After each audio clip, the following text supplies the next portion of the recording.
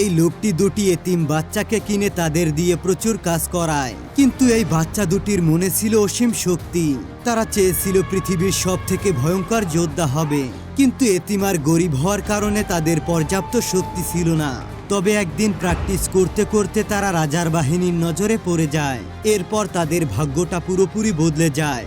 সাধারণ একজন কৃতদাস থেকে কিভাবে তারা পৃথিবীর সব থেকে ভয়ঙ্কর যোদ্ধা হয়েছিল, সেটাই দেখতে চলেছি আজকের পুরো গল্পে। তো বন্ধুরা, আর বেশি স্পয়লার না দিয়ে চলো সরাসরি গল্পে ঢুকে পড়া যায়। মুভির গল্পটি শুরু হয় সেইন আর প্রিয় নামের দুটি বাচ্চাকে দেখিয়ে। এখানে আমরা জানতে পারি তারা দুজন হলো এতিম বাচ্চা, তাই তাদের দুজনকে আঙ্কেল উই নামের একজন লোক কিনে তার গোলাম হিসেবে ব্যবহার করতে শুরু করে। যদিও তারা গোলামের মতো কাজকর্ম করতে পারে না, কিন্তু তবুও তাদের উপর টর্চার করিয়ে করিয়ে তাদের দিয়ে কাজ করানো হয়। তাদের দুজনের জীবন ছিল একেবারে জাহান্নামের মতো। তবে এত কিছুর মাঝখানেও তারা একে অপরকে সাহায্য করত। তারা একে অন্যের অনেক বেশি খেয়াল রাখত। তাছাড়া এত কিছুর মধ্যেও তারা একটা স্বপ্ন দেখত, তারা বড় হয়ে আকিও নামের একজন জেনারেলের মতো ভয়ঙ্কর একজন যোদ্ধা হবে, যাতে করে তাদেরকে সবাই ভয় পায় আর তারা দুজন মিলে যুদ্ধে নেতৃত্ব দিতে পারে। তারা প্রত্যেক দিনই গাছ জোগাড় করে আর সেগুলোকে কেটে টুকরো টুকরো করে লাকড়ি বানায়, আর এটাই ছিল তাদের কাজ। তবে সেখান থেকে 2-3টা লাঠির মতো নিয়ে তারা দুজন চলে আসতো জঙ্গলের মধ্যে। জঙ্গলে এসে সেগুলো দিয়ে তারা তলোয়ার বানিয়ে প্র্যাকটিস করত। যদিও তারা তলোয়ারবাজি সম্পর্কে তেমন কিছুই জানতো না, তবুও তারা দুজন মিলে ফাইট করার চেষ্টা করত। আর এমন করে ফাইট করতে করতে একটা সময় তারা দুজন বড় হয়ে যায়। এরপরে আমরা দেখতে পাই তারা এখন অনেক কিছুই শিখে গিয়েছে। সেই সাথে তারা দুজন এখন ভয়ঙ্কর তলোয়ারবাজও হয়ে গিয়েছে। তারা একে অন্যের সাথে খুব ভালো করে ফাইটও করতে পারে আর কেউ কাউকে আঘাত করতে দেয় না। তেমনি করে যখন একদিন তারা ফাইট করছিল, তখন চ্যাং নামের একজন কমান্ডার তাদের দুজনকে ফাইট করতে দেখে ফেলে। আর প্রিয়র এত সুন্দর স্কিল দেখার পর সে তার উপর ইমপ্রেস হয়ে যায়। আমরা দেখতে পাই তারা দুইজন ভয়ঙ্করভাবে ফাইট করছিল, আর এই ব্যাপারটাও তাকে ইমপ্রেস করে। পরের দিন সকালবেলা চ্যাং চলে আসে আঙ্কেলের কাছে, আর সে তাকে বলে প্রিয়কে যেন তার কাছে দিয়ে দেওয়া হয়, কারণ সে হচ্ছে গিয়ে রাজার লোক। রাজা বিভিন্ন জায়গায় লোক পাঠিয়ে ভালো মানের যোদ্ধাদেরকে একত্রিত করত, যাতে করে সে তাদের দিয়ে সামনের যুদ্ধটা ফেস করতে পারে। তাকে বলে সে প্রিয়কে নিয়ে এখনই মহলে চলে যাবে, তারপর তাকে প্রশিক্ষণ দিয়ে একজন ভালো যোদ্ধায় পরিণত করবে। এটা শোনার পরে আঙ্কেলও বেশ খুশি হয়ে যায়। যদিও সে তাকে দিতে চাইছিল না, তবুও তাকে দিতে বাধ্য হয়। কিন্তু এদিকে এই সুযোগটা সেইন পায় না। তবে সেইন এই ব্যাপারটা নিয়ে খুবই খুশি ছিল যে তার ফ্রেন্ড এই সুযোগটা পেয়েছে। সে এখন রাজার হয়ে লড়বে। আর সেই দিন রাতের বেলা শেষবারের মতো চলে যাওয়ার আগে তারা দুজন পাহাড়ের উপর গিয়ে আরো একবার তলোয়ারবাজি করে। এখানে তারা দুজন প্রমিস করে যে তারা ভয়ঙ্কর যোদ্ধা হবে, এজন্যই যত কষ্ট করতে হোক না কেন তারা করতে রাজি। আর তাছাড়া সেই এটাও প্রমিস করে যে এখানে যতদিন লাগবে সে ততদিন প্র্যাকটিস করবে। আর সেইনও প্রিয়র মতো একদিন রাজার বাহিনীতে জয়েন করবে, আর এরপর সে হবে সেখানকার কমান্ডার। সে একজন ভয়ঙ্কর কমান্ডার হয়ে তার স্বপ্নটা যে কোনো মূল্যেই পূরণ করবে। আর এই সমস্ত ওয়াদা দিয়ে তারা ফাইনালি সেখান থেকে গুড বাই বলে চলে যায়, কারণ এখন প্রিয়কে চলে যেতে হবে। আর সেইন এখানেই রয়ে যায়। আর এর পরের দিনগুলোতে আমরা দেখতে পাই সেইন একা একা প্র্যাকটিস করতে শুরু করে। তার তলোয়ারবাজির যে ভুলগুলো ছিল সেগুলো সে শুধরে ফেলে, আর সে আস্তে আস্তে করে নিজেকে এক ভয়ঙ্কর যোদ্ধায় পরিণত করতে শুরু করে।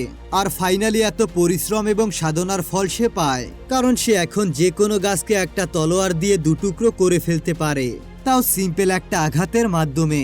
তাকে তেমন কোনো একটা কষ্ট করতে হয় না। এরপরে একদিন সকালবেলা যখন সে তার রুমের মধ্যে শুয়েছিল, তখনই হঠাৎ করে কেউ একজন তার দরজায় নক করে। সেইন দরজা খুলতেই দেখতে পায় তার সামনে প্রিয় দাঁড়িয়ে আছে। আর এটা দেখার পর সে পুরোপুরি অবাক হয়ে যায়, কারণ প্রিয় খুবই আহত অবস্থায় ছিল। একেবারে জীবনের শেষ মুহূর্তে সে চলে এসেছে। আর মৃত্যুর আগে সে সেনকে বলতে শুরু করে যে আমাদের দেশের মধ্যে আক্রমণ হয়েছে।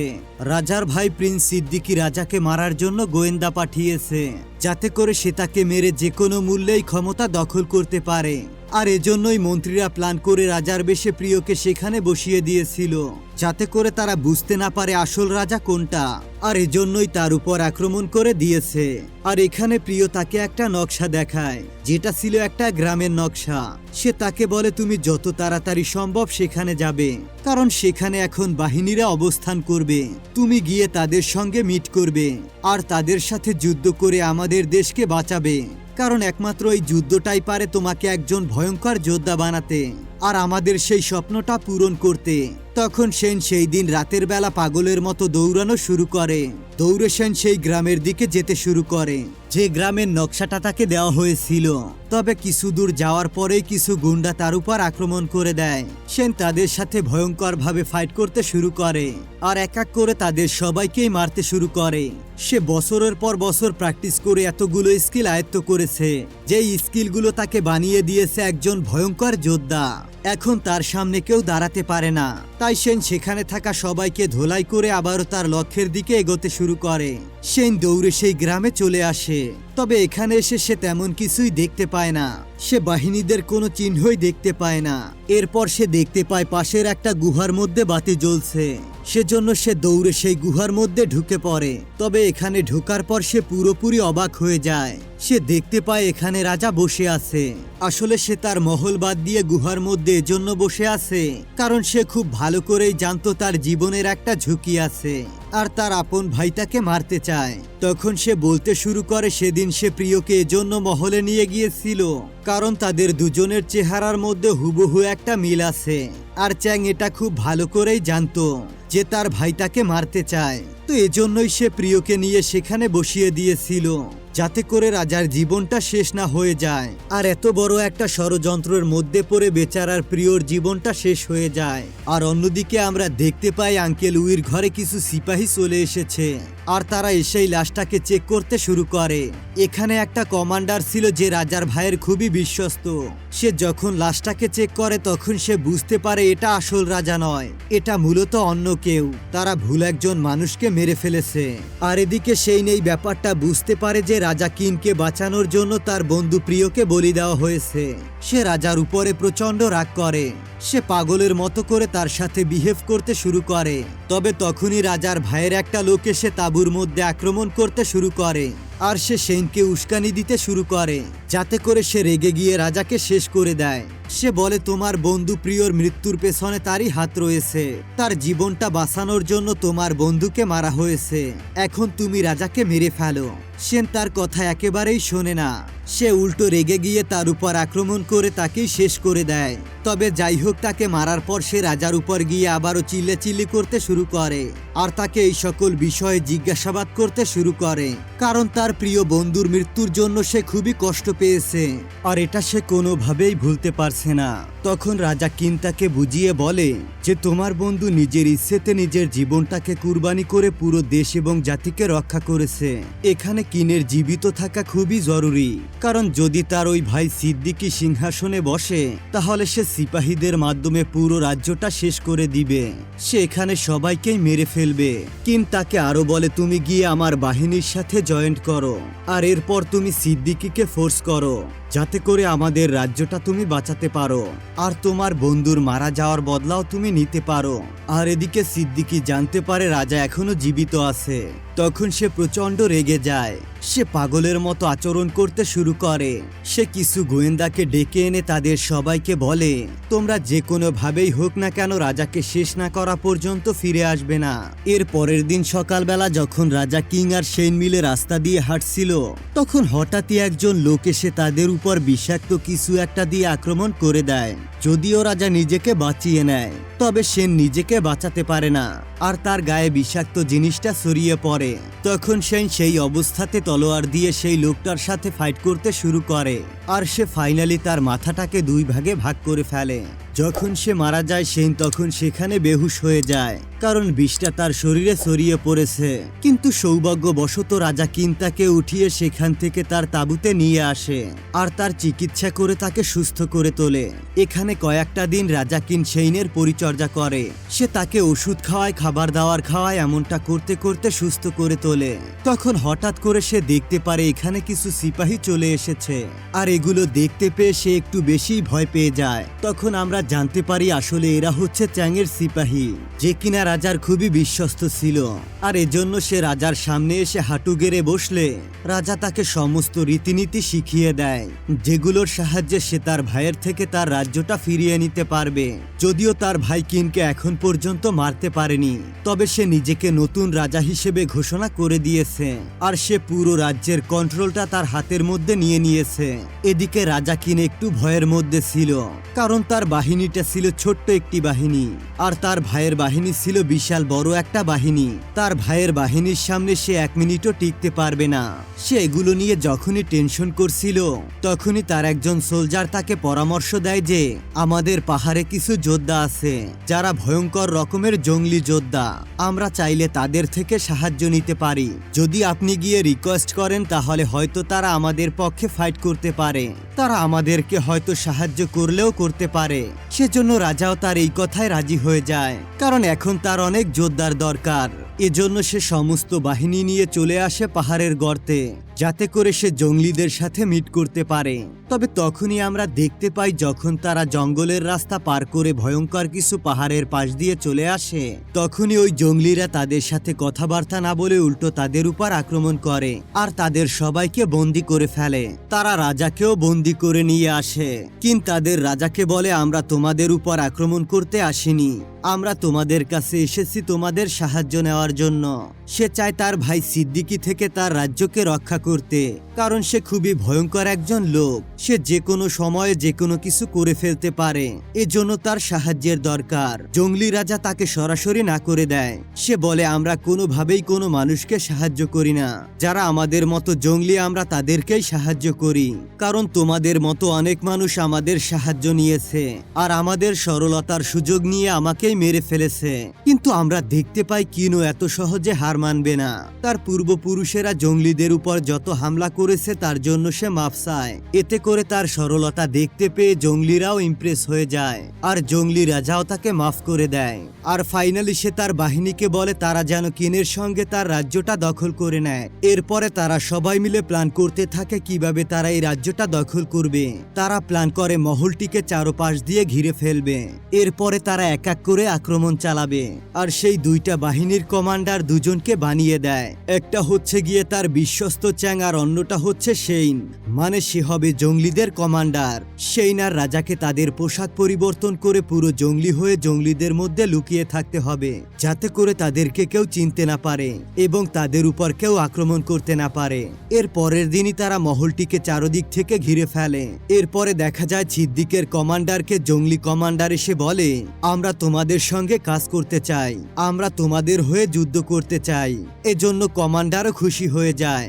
এরপর সে রাজদরবার খুলে দেয়। এরপরে যখনই তারা সুযোগ পেয়ে যায় তখনই তারা গার্ডদের উপর আক্রমণ করতে শুরু করে, এতে করে অনেক গার্ড সেখানেই মারা যায়। এই সবকিছু দেখার পর সেখানে বড়সড় একটা হট্টগোল বেঁধে যায়। এরপরে রাজা কিন সেইনকে বলে তুমি তোমার বাহিনী নিয়ে একটা গোপন সুড়ঙ্গের মধ্য দিয়ে মহলের মধ্যে প্রবেশ করবে, যাতে করে মহলের মধ্যে কেউ আমাদের উপর আক্রমণ করতে না পারে। আর সে নিজে জঙ্গলিদের মধ্য থেকে যুদ্ধ চালিয়ে যাবে।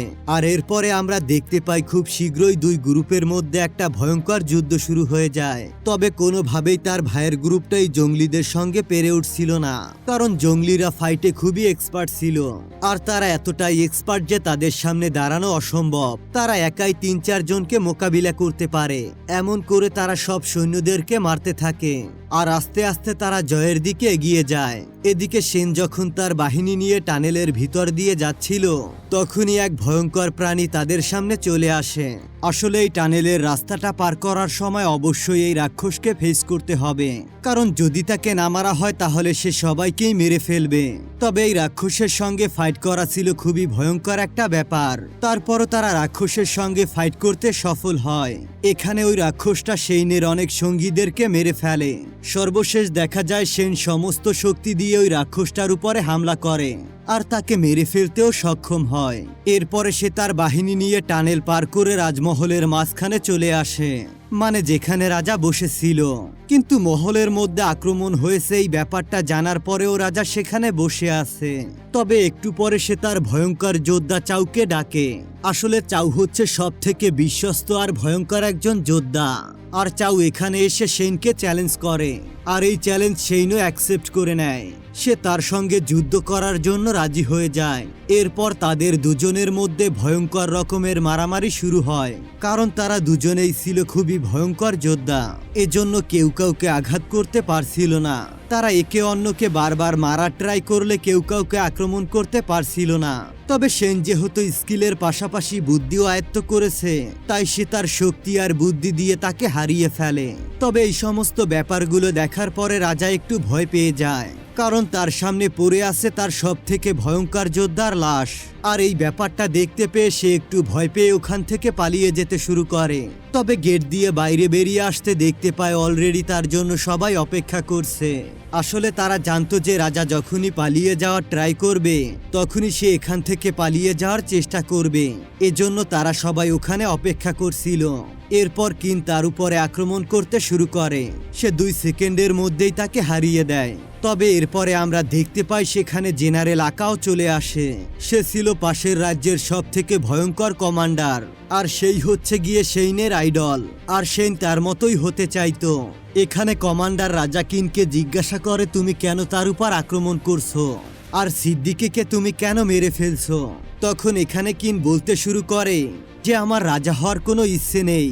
তবে এখানে যদি সিংহাসনে আমার ভাই থাকতো, সে সাধারণ মানুষের কথা চিন্তা করত না, সে শুধুমাত্র নিজের কথাই ভাবতো।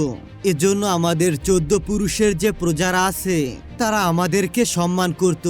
সে যদি রাজা হতো তাহলে আমাদেরকে কেউ সম্মান করত না, কারণ তখন তাদের বেঁচে থাকাই মুশকিল হয়ে যেত। তবে এখন সে চায় জাপানের যতগুলো রাজ্য আছে সবাই মিলে একসাথে কাজ করতে, যাতে করে এই দেশটা সামনের দিকে এগিয়ে যেতে পারে। এটা শুনতে পেয়ে জেনারেল আকা খুবই খুশি হয়ে যায়। তখন সে বলে, তোমার এই স্বপ্ন পূরণ করার জন্য আমিও কাজ করব। আর এখানে আরো একটা কমান্ডার রয়ে গিয়েছে যে নিজে সিদ্দিকীকে সাপোর্ট করে। সে আসলে সিদ্দিকীর খুবই বিশ্বস্ত লোক ছিল। সে সিদ্দিকীর চলে যাওয়া সহ্য করতে পারছিল না, এজন্য সে রেগে গিয়ে সবার উপর হামলা করতে শুরু করে।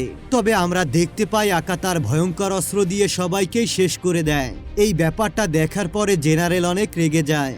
এজন্য সে দৌড়ে আসে তাকে মারতে, কিন্তু একেবারে শেষ মুহূর্তে সেইন এসে কমান্ডারকে শেষ করে দেয়। সেইনের এমন সাহসিকতা দেখতে পেয়ে আকা অনেক খুশি হয়।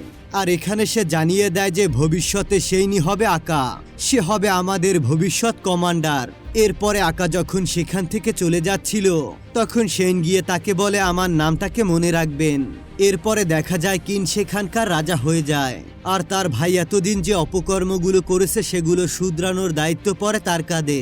এরপরে সেইনের লোকজন এবং পাহাড়ের জঙ্গলিরা সবাই মিলে ফুর্তি করতে শুরু করে, কারণ তারা সবাই জয়ী হয়ে গিয়েছে।